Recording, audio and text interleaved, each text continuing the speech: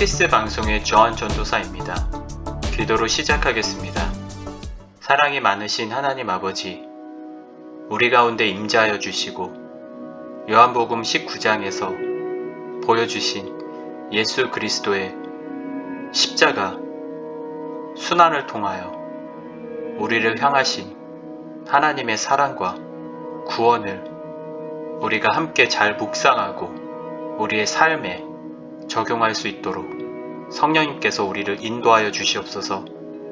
예수님 이름으로 기도했습니다. 아멘. 오늘 함께 묵상하게 될 요한복음 19장의 내용은 시편 22편과 이사야 53장에 나타난 메시아의 순환 예언이 성취됨을 볼 수 있습니다. 도살장으로 가는 양 취급을 받으면서도 시종일관 양순한 주님의 모습은 그가 바로 인류를 구속할 유월절 양이심을 보여줍니다. 한편 가상 7원 중 다 이루었다라는 30절의 말씀은 그리스도의 구속사역의 완전성을 증거하고 있습니다. 1절에서 3절까지의 말씀은 군인들이 예수를 향하여 희롱하는 장면이 나옵니다. 1절에 보면 빌라도가 예수를 데려다 채찍질 하더라 라고 적혀 있는데요. 이 1절에 나오는 이 채찍은 로마의 채찍에는 몇 개의 가시가 달려 있고 그 끝은 납이나 날카로운 뼈가 달려 있었습니다. 이 채찍은요, 살을 파고들어 정맥과 동맥까지 찢곤 했습니다. 얼마나 처참하고 힘든 상황인지 예수님께서 그러한 채찍을 맞으시고 힘든 가운데 놓여 있는지 우리는 알 수 있습니다. 4절에서 16절까지의 말씀은 완고하고 부패한 빌라도가 예수 그리스도를 향하여 무죄 판결을 내리는 장면이 보여집니다.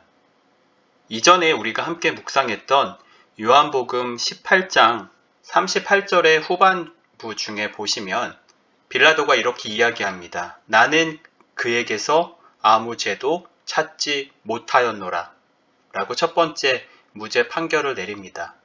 그 이후로 4절에서 16절 사이에 두 번 더 무죄 판결을 내리는 장면을 볼 수 있습니다. 4절의 말씀입니다. 빌라도가 다시 밖에 나가 말하되 보라, 이 사람을 데리고 너에게 나오나니 이는 내가 그에게서 아무 죄도 찾지 못한 것을 너희로 알게 하려 함이로라 하더라 라고 말하고 있습니다. 빌라도는 예수님이 정말 아무 죄도 없음을 본인의 스스로 판단을 하고 또한 예수 그리스도와 대화하면서 그것을 더욱더 믿게 되는 순간을 보게 됩니다. 5절을 함께 보시면요. 그러한 가운데서 대제사장들과 아랫사람들이 예수를 보고 소리질러 이르되 십자가에 못 박으소서 십자가에 못 박으소서 하는지라. 빌라도가요, 예수 그리스도께서는 아무 죄도 없다, 무죄이다라고 판결을 내리는 순간 가운데서 유대인의 가장 우두머리인 대제사장들과 그 밑에 아랫사람들이요 소리를 지릅니다. 십자가에 못 박으라고. 빌라도의 반응은요, 빌라도가 이르되 너희가 친히 데려다가 십자가에 못 박으라. 나는 그에게서 죄를 찾지 못하였노라 라고 말하고 있습니다. 빌라도의 눈에는 예수 그리스도께서 죄가 없으심을 분명히 보게 되었고 십자가에 못 박는 그 가장 잔혹한 사형에 이르는 법을 내리지 못하겠다라고 이야기하고 있는 장면입니다.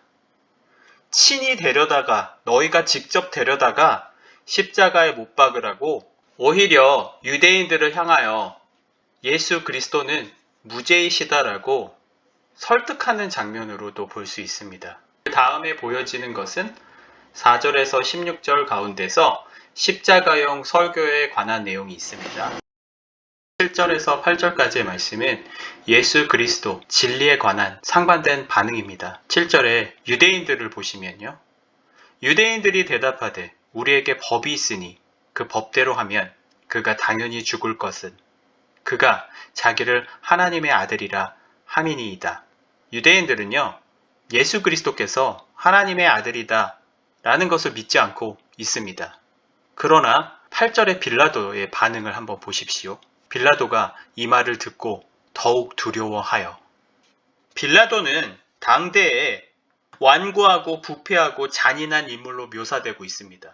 그러한 이방인이었던 빌라도, 이 빌라도가 예수 그리스도께서 하나님의 아들이시다, 전 인류의 죄를 위해 구원자로 오셨다라는 것을 믿고 있는 장면입니다.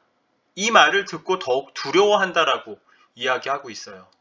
빌라도의 마음은요, 유대인들이 예수 그리스도를 십자가의 사형에 너에게 해달라고 빌라도에게 지금 의탁하는 장면 가운데서 빌라도는 이 군중 속에서 자신이 죄도 없는 무죄이신 예수 그리스도를 십자가형에 처하게 할 그 권한을 가지고 결정해야 되는 그 중대한 상황 가운데서 두려움에 떨고 있는 것이죠. 그 이유는 예수님은 하나님의 아들이시다. 내가 무슨 권한으로 하나님의 아들을 재판하는가 라고 자신의 머릿속으로 생각하고 있는 장면을 우리가 생각해 볼 수 있습니다. 10절에 빌라도가 예수 그리스도를 향하여 이렇게 이야기합니다. 내가 말하지 아니하느냐? 내가 너를 놓을 권한도 있고 십자가에 못 박을 권한도 있는 줄 알지 못하느냐? 라고 이야기하고 있습니다. 이 십자가에 못 박을 권한을 가지고 있는 그 빌라도에게 예수 그리스도께서는 11절에 분명히 이렇게 말씀하고 계십니다. 예수께서 대답하시되 위에서 주지 아니하셨더라면 나를 해할 권한이 없었으리니 그러므로 나를 내게 넘겨준 자의 죄는 더 크다 하시니라 라고 말씀하고 계십니다. 자, 첫 번째는요. 위에서 주지 아니하셨더라면 십자가에 못 박을 권한은 위, 즉 하늘 위 하나님께서 주셨다라는 것이죠. 자, 두 번째는요. 나를 해할 권한이 없었으리니 예수 그리스도 곧 하나님의 아들을 해할 십자가의 처형에 내릴 그 빌라도의 권한을 허락하신 분은 하나님이시다 라는 말씀입니다.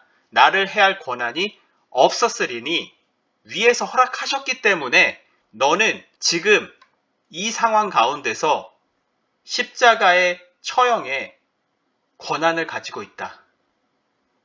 자, 그 다음 세 번째 보시는 것은요. 나를 내게 넘겨준 자의 죄는 더 크다.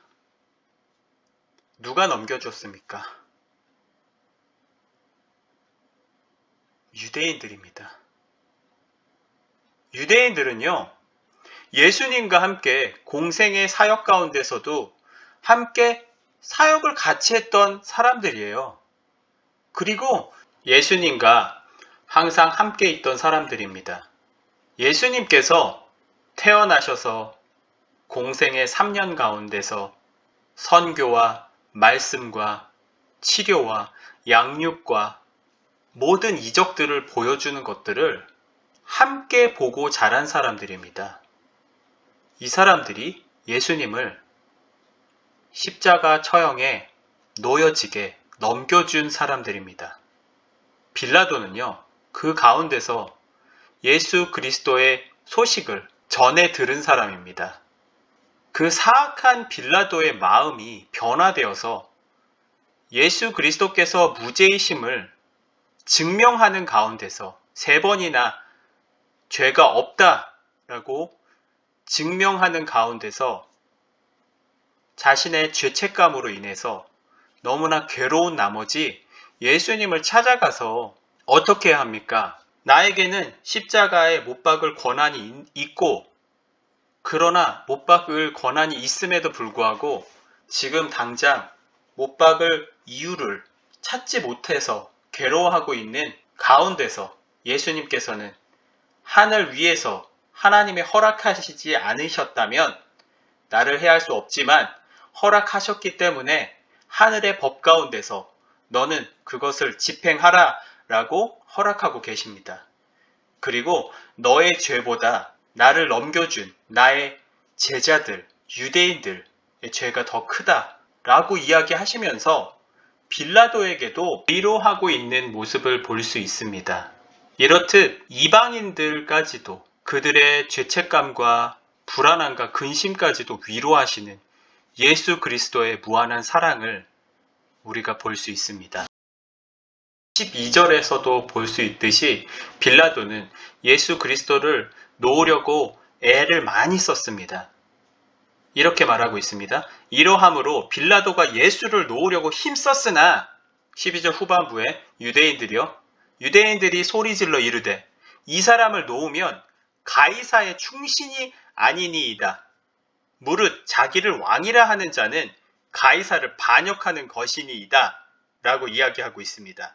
당시의 유대인들은요, 예수님을 버린 거예요. 유대인들은 가이사, 육신의 왕을 따르고 있는 거죠. 그러면서 빌라도에게 가이사의 충신이 되려면 지금 당장이라도 자기 자신을 왕이라 부르짖는 예수를 십자가에 못 박으소서라고 이야기하고 있습니다. 그렇지 않으면 가이사를 반역하는 것이다 라고 이야기하고 있는 것이죠. 가이사는요, 헬라어로 카이사르라고 하는데요, 로마 황제를 지칭합니다. 당시에는 로마 제국의 두 번째 황제인 티베리우스 AD 14년에서 37년 가운데 재위하고 있었습니다. 17절에서 27절의 말씀은 십자가에 못 박히신 예수 그리스도에 관한 이야기입니다. 21절에요. 유대인의 대제사장들이 빌라도에게 이르되 유대인의 왕이라 쓰지 말고 자칭 유대인의 왕이라 쓰라 하니, 이 장면은요, 빌라도가 그 명패를 씁니다. 십자가 위에 패를 써서 붙입니다. 나사렛 예수 유대인의 왕이라고 기록을 했습니다. 그러나 그것을 향해서 나사렛 예수 유대인의 왕이라 쓰지 말고 자칭, 자기 자신이 그냥 스스로 왕이라고 불리는, 마치 그냥 미치광이다, 햄릿에 나오는 리어킹처럼 자기 자신이 누구인지 모르고 유대인들이 인정하지도 않는 왕이다 라고 쓰라고 명합니다. 그러나 이에 22절에 빌라도는 이렇게 반응합니다. 빌라도가 대답하되 내가 쓸 것을 썼다 하니라. 나는 마땅히 쓸 것을 썼다. 당연히 나사렛 예수 유대인의 왕이시고 하나님의 아들이심을 인정하는 장면을 다시 한번 볼 수 있습니다. 28절에서 30절까지의 말씀은 예수 그리스도께서 십자가상에서 마지막 순간에 영원히 떠나가시는 장면 가운데 말씀하시는 구절에 관한 것입니다. 28절에요. 그 후에 예수께서 모든 일이 이미 이루어진 줄 아시고, 예수님은요, 태어나시고 공생의 3년 생활 가운데서도 이미 모든 일이 다 이루어질 줄 아시고 계셨습니다. 그리고 이러한 모든 역사가 성경을 응하게 하려 하시려는 목적이 있었습니다. 성경이 응한다라는 것은 성경에서 보여주신 구약과 신약, 예수 그리스도께서 태어나시고 십자가상에 죽으시고 그 이후에 일어날 성령의 역사 가운데 일어난 모든 일련의 과정이 하나님의 뜻이고 예수 그리스도께서 태어나시고 죽으시는 목적이다. 이것을 이미 알고 계셨다라는 것을 의미합니다. 성경의 완성은 예수 그리스도이시다라는 것을 의미하고 있습니다. 그 후에 예수께서 모든 일이 이미 이루어진 줄 아시고 성경을 응하게 하려 하사 이르시되 내가 목마르다 하시니 라고 이야기하고 있습니다. 30절에 예수께서 신 포도주를 받으신 후에 이르시되 다 이루었다 하시고 머리를 숙이니 영원히 떠나 가시니라. 아멘. 십자가에서 마지막으로 말씀하시는 말씀은 다 이루었다 라는 말씀입니다. 이 세상에 인류의 구원을 위해서 우리의 모든 죄를 대속하기 위해서 십자가 상에서 피 흘려 죽으신 이 목적을 다 이루셨다라고 이야기하시고 영원히 떠나가신다라는 것이 적혀 있습니다. 예수님은 영원한 세상으로 향해 다시 들어가셨습니다. 영원히 지금 이 지구상에 육의 세상에 있지 않고 영원한 하늘나라로 떠나가셨다는 것을 의미하고 있습니다. 다 이루었다라는 뜻의 헬라어는 텔레오, 끝, 한계, 마지막, 목표, 목적, 사용료, 요금의 뜻을 가진 텔로스에서 파생된 단어로 완전히 하다, 완수하다, 결론을 짓다, 빚을 청산하다, 끝마치다, 지불하다, 성취하다, 건너다, 실행하다, 완성하다를 의미하고 있습니다. 이 단어의 첫 번째 의미는요, 완성을 이루는 것을 의미합니다. 무슨 일을 끝마치는 것을 의미합니다. 시작한 일을 완성한 것을 말합니다. 두 번째 의미는요, 성취한 것을 의미합니다. 임무를 수행한 것을 의미합니다. 충족시키는 것을 의미합니다. 세 번째 의미는요, 갚은 것을 의미합니다. 값을 치른 것을 의미합니다. 예수 그리스도께서 다 이루셨다라는 의미는 저를 비롯한 여러분 모두를 우리의 모든 죄를 위하여 대속 제물로 값을 치르신 십자가상의 예수 그리스도의 죽음을 의미합니다. 그리고 우리에게 값없이 주신 그 귀하고 보배로운 구원의 길을 우리에게 열어주셨습니다. 31절에서 37절까지는 예수님이 죽음 후에 군인들이 예수님의 옆구리를 찔러 죽었는지 살았는지 알아보는 장면이 있습니다. 38절에서 42절까지의 말씀은 예수님을 장사하는 내용으로 끝이 납니다. 38절을 같이 함께 보시면요. 아리마대 사람 요셉이 나오는데요. 그는 부자이고요. 경건한 사람이며 사내들인 공회 원이고요. 그리고 예수님을 정죄하여 십자가에 못 박게 하려는 음모에 가담하지 않은 사람이었습니다. 아리마대는요. 예루살렘에서 북서쪽으로 약 32km 지점에 위치해 있습니다. 이런 아리마대 사람 요셉은요. 예수님의 제자라고 써 있습니다.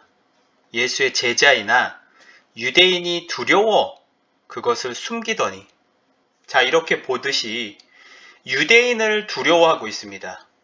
예수님을 십자가에 못 박혀 죽게 하는 그 군중들, 유대인들을 향하여 아리마대 사람 요셉, 그 믿음이 참 좋은 예수 그리스도의 제자였던 요셉도 유대인을 두려워하여 자신의 신분을 숨깁니다. 이 일 후에 빌라도에게 예수의 시체를 가져가기를 구하매 빌라도가 허락하는지라 이에 가서 예수의 시체를 가져가니라. 요셉이 회개하고 나온 거죠. 당시의 군중들이요. 너무나 무섭고 두려운 대상이었기 때문에 예수 그리스도를 따른다는 것은 쉽지 않은 상황이었습니다. 우리도 그렇지 않을까요? 우리도 누군가 우리를 협박하고 죽게 만들고 어려움 가운데 처하게 놓이게 된다면 우리의 믿음도 흔들리게 될 것입니다. 우리가 살아가는 일상생활 가운데서도요. 누군가 자신에게 기독교인입니까? 라고 물어본다면 당당하게 자신의 신분을 이야기하는 사람이 몇 명이나 되겠습니까? 마치 회사의 술자리에서 부장님이 술 한잔 해 라고 이야기한다면 저는 교회에 다니고 기독교인이기 때문에 술 하기를 두렵습니다 라고 이야기하는 사람이 몇 명이나 될까요? 학교 생활을 하면서 아이들끼리 서로 싸우고 시기 질투하는 가운데서 너는 교회 다니면서 어떻게 그렇게 행동하고 거짓말을 잘할 수 있니? 라고 물어본다면 나 교회 안 다니는데? 나 기독교인 아니야 라고 변명하는 자신의 모습을 보게 됩니다. 이렇듯 사람들은 상황 가운데서 사람들의 눈치를 보면서 살아가는 거죠. 세상의 정의와 타협하는 것을 알 수 있습니다. 과연 진실이 무엇인지 우리는 깨달아야 할 것입니다. 마지막으로 42절에 이날은 유대인의 준비일이요 또 무덤이 가까운 고로 예수를 거기에 두니라 라고 적혀 있습니다. 결론 짓습니다. 예수 그리스도께서 자기 십자가를 지시고 죄를 지시지 않으셨음에도 불구하고 채찍에 맞으시고 피 흘리시며 골고다 언덕에서 십자가상으로 양손과 양발을 못에 박히고 머리에는 가시관을 쓰셨습니다. 그리고 피를 흘리며 돌아가셨습니다. 왜일까요? 우리는 진지하게 묵상해 봐야 됩니다. 그것은 바로 나를 비롯한 모든 사람들의 죄를 위하여 희생제물로 돌아가셨습니다. 그리고 우리에게 제3일 만에 부활하셔서 우리를 구원의 길로 인도해 주시는 하나님의 역사가 있음을 우리는 믿어야 될 것입니다. 지금까지 예수 그리스도의 십자가의 복음을 함께 묵상하고 그 구원의 길이 예수 그리스도만이 유일한 길이심을 믿는 모든 여러분들께 하나님의 은혜와 축복과 예수 그리스도의 사랑이 흘러 넘치길 기도합니다. 다음 시간에는요, 요한복음 20장에서 예수 그리스도께서 부활하시는 아주 놀라운 생명, 영생의 기쁨의 희소식에 관한 말씀을 함께 묵상해 보도록 하겠습니다. 감사합니다. 다음 시간에 만나요.